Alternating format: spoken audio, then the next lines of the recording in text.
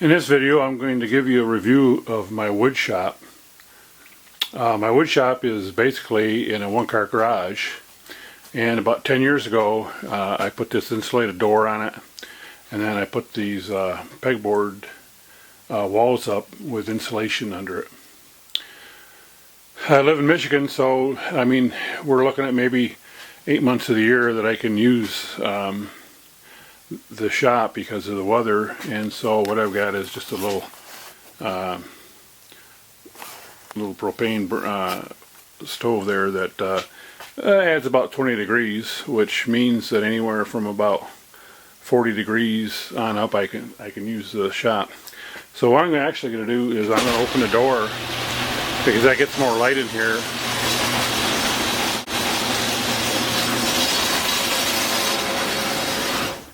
Okay, so I'm opening the door, which gets more light in here, which makes it a little easier for me to give you a rundown here. And let me do some more adjustment here of the exposure level. Okay, first of all, we've got a nice jet air filtration system, and this keeps the dust down, as well as this jet shop air system that I installed. And if you can see, there's actually a PVC tube going to each of the major appliances that I have, all the way down to the end.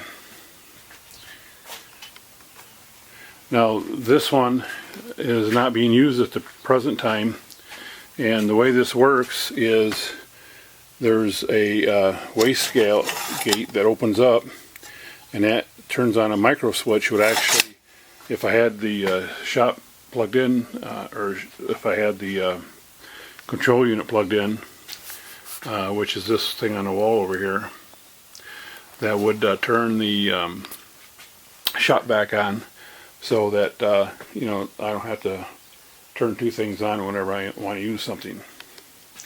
So my main tool here is this Jet 10-inch table saw. It's a belt drive, and it's got one of those fancy red link belts, which really smooths the belt, or that smooths the vibrations. I also a Forest wood blade, which, you know, is about the best you can buy, and I do have stabilization discs on there so that it further helps smooth everything out. And no table saw is complete without a real nice miter gauge, and this is one of the best you can buy. This is an Incra model 1000, and it has a shop stop here, and this has supposedly got an accuracy of 1/10,000th of an inch. I'm not sure if it's that accurate on it, but it's pretty darn accurate. Of course, you know, any good wood shop needs a set of clamps, so I've got Clamp Row right here for my intermediate clamps. And then over here, hiding behind the lawnmower, I've got a nice set of Bessey clamps. I've got most of my power tools are Jet. Got a Jet drill press here with another Incra shop system, and with a table that I actually built myself. And then here's an Incra slide. Of course, a Delta grinder that I can keep my mostly my chisels and wood turning tools, you know, keep them all nice and sharp. And I mean, just about every nook and cranny on this particle board, or I mean rather this pegboard, I've got something, you know, hooked up to. And actually it on one hand, it's a nice thing to have because it allows you to have more storage space, but then, you know, if you look in here, it can look a little clutter if you get you know, things a little bit disorganized.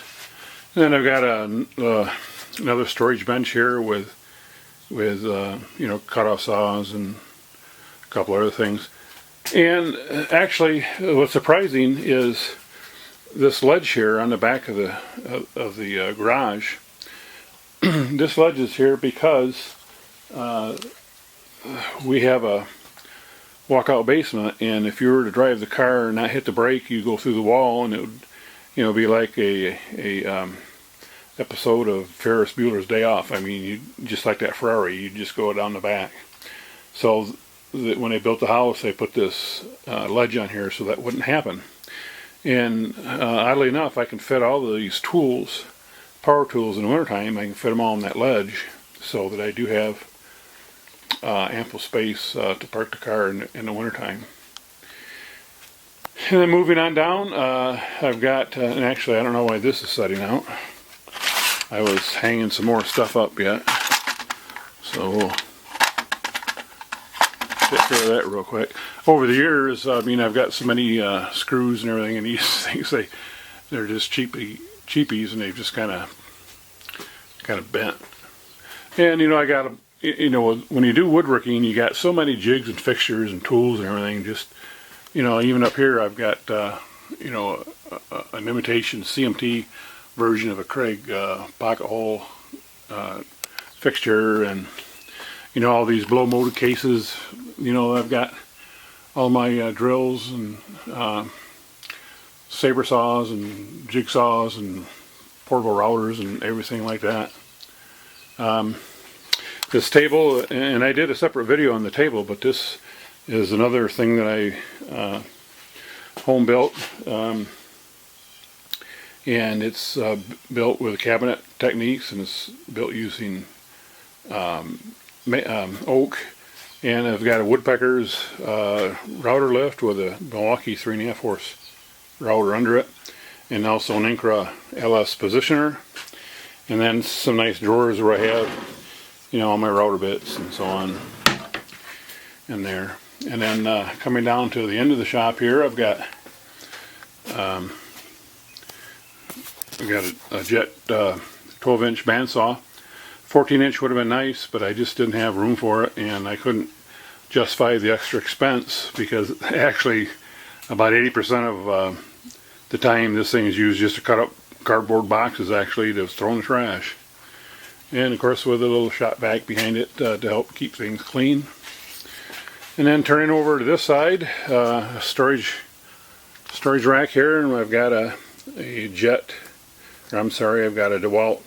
12-inch surface planer, my Porter cable air compressor.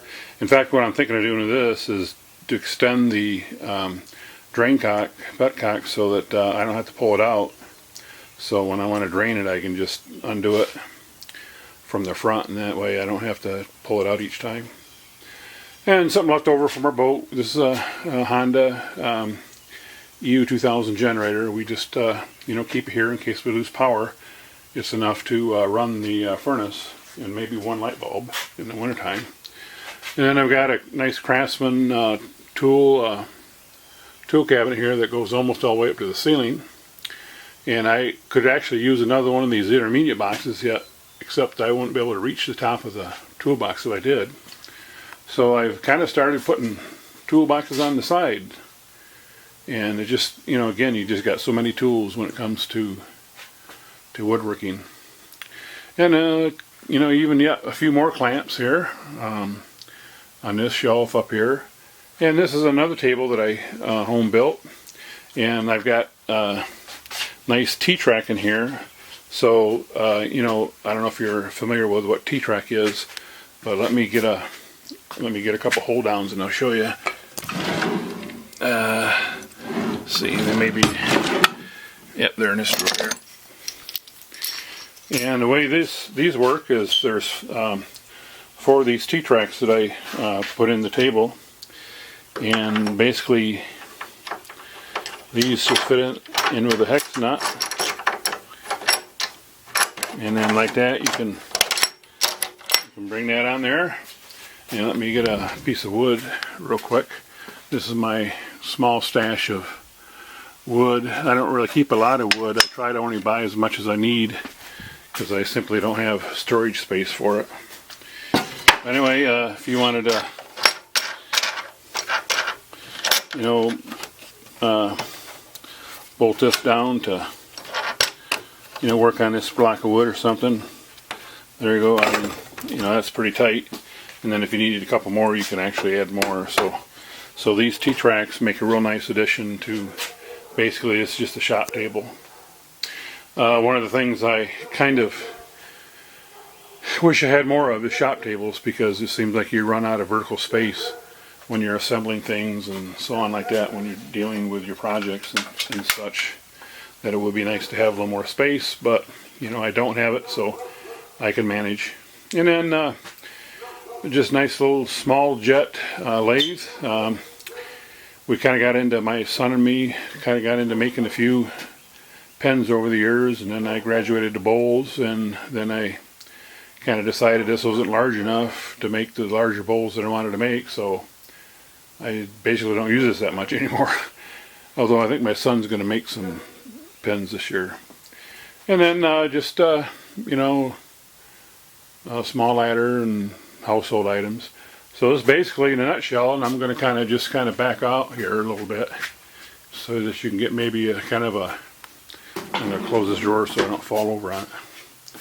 So maybe you can get more of a perspective of the shop. And I'll try to back out pretty much all the way, and I'm actually outside right now. So you know, on a nice day I can open the garage door and just have plenty of room to do what I need to do shop-wise. So I hope you've found this informative, and maybe it'll give you an idea or two how to set your shop up. By no means is this the best way necessarily, but you know, it works for me, and I have to keep in mind the dual purpose of a shop and a garage, because again, in Michigan we have snowy winters and we like to park the car inside in the wintertime. That's about it.